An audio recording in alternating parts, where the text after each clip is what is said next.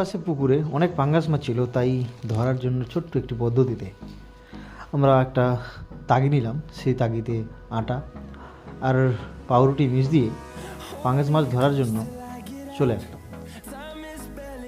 সে টোপ তৈরি করে আমরা যেখানে পাঙ্গাস মাছগুলো লাফালাফি করছে সেখানে একটু টোপটা ছুঁড়ে দেবো, একটু দূরে ফেলে দেব। সেই কাজটাই করা হলো। শুধু এখন সময়ের অপেক্ষা যে কতক্ষণে মাছটা টোপটা খাবে, আর সেই অপেক্ষায় আমরা দাঁড়িয়ে আছি।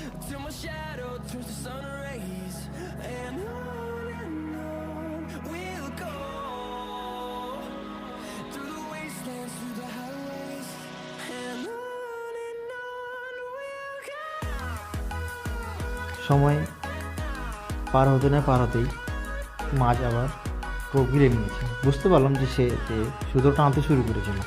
তখনই আমরা তাড়াহুড়া করে সুতোটাকে টানতে শুরু করলাম।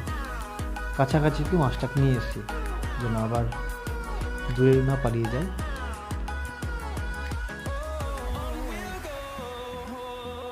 খুব ধীরে ধীরে টানতে হবে, কারণ মাছটি বেশি টানাটানি করলে আমার হাতেও লাগতে পারে। সেই জন্য ওকে মাছটাকে খেলতে দিচ্ছি যেন সে খেলতে খেলতে সামনাসামনি চলে আসে।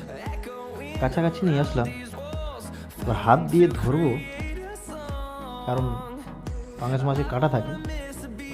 আর ভাগ্য খারাপ, সে মাছটি ছুটে পালিয়ে যায়।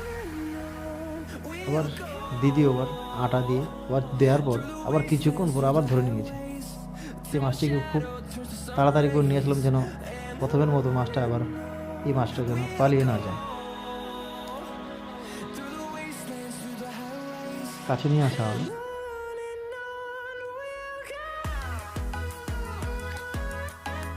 চিকন শুধু সেই জন্য মাছটি দূরে যাওয়ার জন্য ছটফট করছে।